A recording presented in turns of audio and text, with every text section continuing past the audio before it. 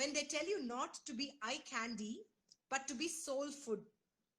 Except you're a multifaceted being, so you're eye candy, soul food, and a spiritual warrior princess. So that's Rekha Sudarshan for all of you. Thank you. Thank you so much, Akhila. Really nice of you. It feels really good. Yes. So in Rekha's case, for those who don't know, Rekha Sudarshan is a lactation consultant, a childbirth educator, a psychologist, and a long distance runner. Daughter, daughter-in-law, wife, and mother of two boys who are 20 and 19. Nobody's ever going to believe that, Rekha. She's also an international board certified hypnobirthing specialist, perinatal fitness and wellness expert, and a certified perinatal Pilates specialist. With focus on holistic fitness and wellness, Rekha Sudarshan is also a long distance runner and has done 15 full marathons, 2 majors at Tokyo and Chicago, several half marathons, and helps women, is particularly keen on helping women deal with and achieve their fitness goals. She's been associated with the very well-known Chennai-based Sitapati Hospital since 2003 and with Rainbow Children's Hospital since 2010. She's the recipient of several accolades and awards, is a founder member of Dream Runners, a pioneering running group in the city. Her book in Tamil on pregnancy has sold more than 8,000 copies.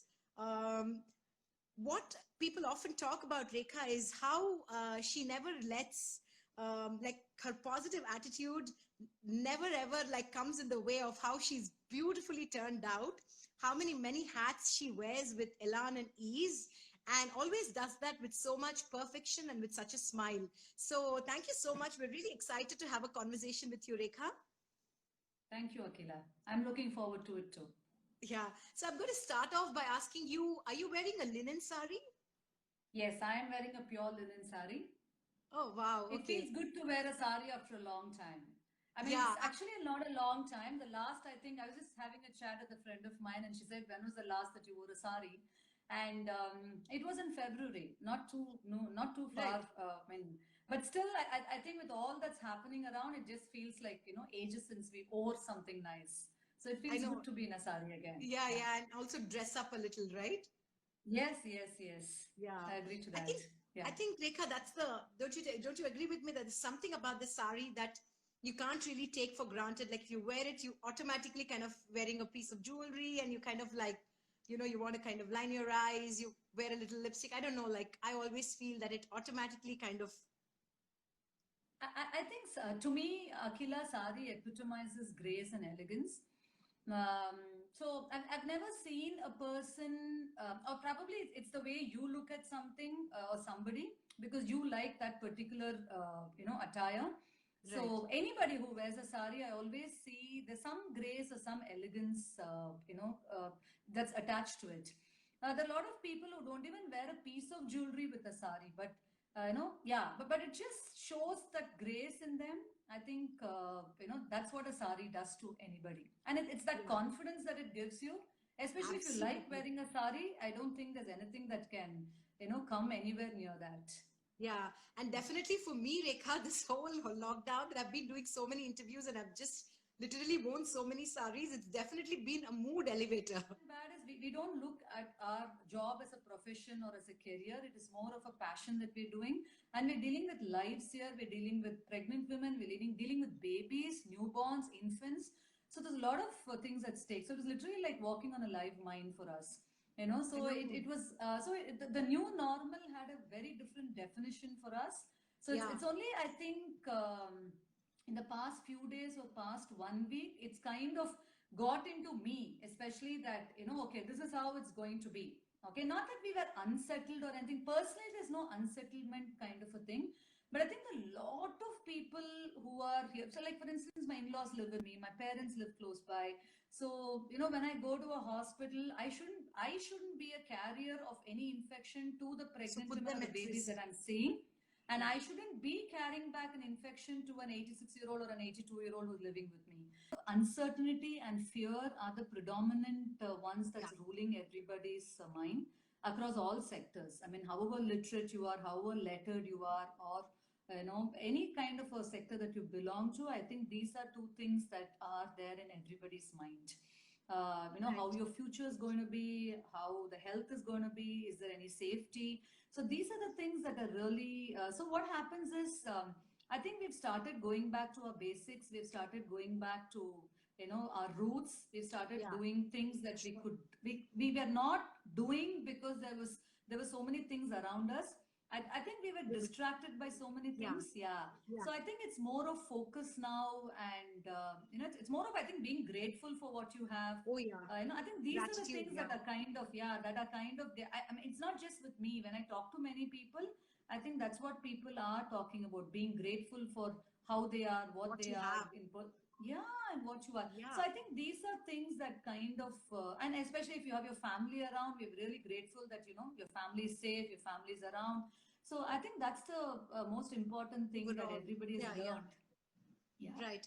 Rika, so, I meant to ask this question to you a little bit later, but, you talked about uncertainty and fear being the most predominant emotions, so to speak, and you are a psychologist. Tell us about, I'm always curious that if you are a psychologist, then would you always be in control of your life? I mean, because you kind of, how does that work? No, it's not that way, Akhil. I really wish it's that easy, but it's not that easy. I think it's the lessons that you learn on introspection that helps. So if you ask me as a psychologist, what do I imbibe and what do I learn out of my life so that I can translate that into my own life is Correct. when I introspect and I find that these are these are areas where I can kind of improve or something. I think that really helps as being a psychologist when I kind of, imbibe from the others. But Right. frankly speaking, as a psychologist, we also have our, I mean, as me, I have my mood swings, I have my bad days, and I have my good days as a normal human being. That's it. Yeah.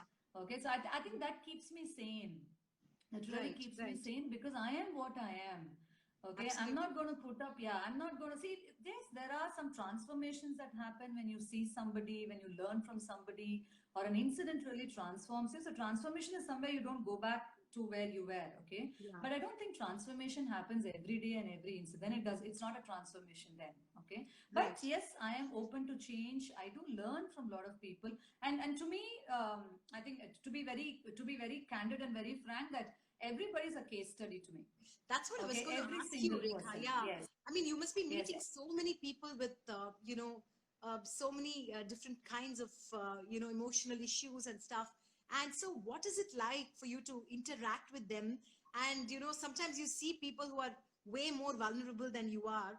And you kind of, you come back feeling a bit grateful for what you have. What has that journey been like being a psychologist? So I moved from psychiatry to maternity way back in 2003, Akila. So Right. being in psychiatry was a completely different ball game to what I am now. Maternity and Right. infant care is a completely different niche field. Okay, Absolutely. so the psychiatry was a completely different one. And I was much Right. younger then. So I'm talking Right. about, way back between 95 and 2003, I was in psychiatry. Right. So the lessons learned there were very, very crucial. Okay, very crucial, Right. very critical lessons that you learn. Okay, and especially I was in a psychiatry ward, a psychiatry department in the general hospital. So Right. right out of college, you're in the psychiatry department. What you read in the book, you see there in person. So that's a completely different story altogether. Right. But the lessons learned are, I think, lifelong lessons. Yeah, Absolutely. that you In learn. fact, Yeah, daily. Vishaka Joshi, who's watching our conversation, says that it's taught me some important life lessons. The corona, the lockdown, the difference between wants and needs. Yeah, absolutely, Vishaka. Can't agree Oh more. yeah, yeah. I Yeah, agree to that too. Yeah. right. Mm. Um, But I uh, but I hope, I mean, it's not just for Vishaka, but I hope all our lessons stay. I yeah. hope it Oh my doesn't God. just Yeah. leave. Yeah. So I think that's the I think it should be a transforming experience now.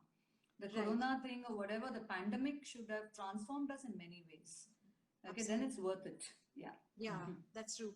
Rekha, Yeah. before we talk to you about your life as a childbirth educator, talk to us about, when you actually discovered the sari, because after all, this is a conversation on the sari. So when did you discover the sari and when did you actually fall in love with it? I've always been in love with the sari, Akhila. Always been in love with the sari. I think each one of us, I don't know about everybody, but I know my cousins, my sister, my friends, I think all of us, even when we were kids, I think we have worn the sari and, kind Yeah. of role model. So you kind of do that, right? So the Yeah. sari, I think, is always, it was very, I was always amused by seeing a sari. I was always amused about, I was always very intrigued, very curious to know what the sari is all about when I was young. Okay. Right. So I think that the first sari that you wear is very Always. important. It really stays in your mind. I think way back it was in your 10th standard to 11th standard when you go, you have this farewell party and you wear the first sari and all that. Right. So the sari that you borrow from your mom, I think I borrowed a sari from my aunt, and and the blouse that you see. I think those are stories that stay in your mind. But the Sure. minute you wear that sari, there's this, you can see the pride in the face of your family, pride in your face of your parents. It's like So I think, it's a I think transformational kind of, it kind of, just sends that message into you saying that the sari is something very different. And I think every woman, whether she likes it or whether she doesn't, I think each one of us are a role model to our own family. Okay. And I think the family respects you when you take care of yourself. And taking care of the family, taking care of people around comes naturally to a woman. That's the beauty of a woman, and that's something that I really admire about every single woman I come across. I think at any age, at any point of time, I think we unconsciously, I mean, it's not even that, you don't even do it on purpose. Yeah, It just yeah. comes automatically that you put somebody ahead of you. It can be your child. I mean, most of the times it's your children. It can be your husband. It can be your family. But somebody is always ahead, always in front. I mean, you put them ahead of you for everything. Okay, so I think that's one good quality that all of us have. But the flip side of it is we find a lot of women become martyrs. Okay, the minute a newborn can be very overwhelming. Okay, I'm sure you've gone through that. All of us have gone through that. Yeah, very overwhelming. It just, there's no time. You're not there anymore. The time is not in your hand. Nothing is in your hand. So the only focus is the baby, and the baby, right? And the mistake that many people in the family, especially in the Indian community, does is every time the baby cries, the only thing that the new mother hears is, you don't have enough milk. The baby is just crying. The baby is not passed too much urine. Feed the baby. The baby has passed too much urine. Feed the baby. The baby is not sleeping. Feed the baby and sleep. Make him sleep. Or the baby is sleeping too much. Wake him up and feed. Okay, so it's only that feed and feed. So at one point of time, I've heard a lot of new mothers tell me, do I look like a cow? Do I look like a milk making machine? Right. So I mean, it's not just, so it's that. So imagine for a new mother to bring up something like that, it means that she's literally being tortured at home, tortured within quotes. So the only thing she keeps hearing is that, and the other thing that the family forgets is, till the minute she delivers, she is the apple of the eye. The pregnant woman is everything in the family. Okay? The minute she delivers, nobody gives her time for the transition to set in. 10 o'clock, she's a pregnant woman. 10:01, she delivers. 10:01.5, she's a mother. That's not important. The world expects her to be a responsible mother right away, and that's where the problem starts. Okay, so this is where people like us come in. So we are the interface there.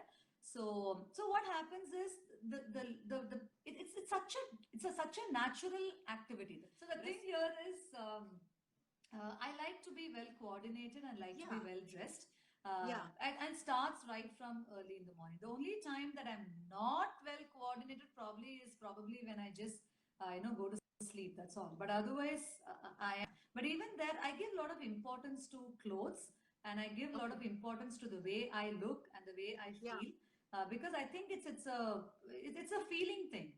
Okay, so you should feel good about what you're wearing. So it starts right from whether I'm going to sweat or not is besides the point. But I should look good even in the mornings.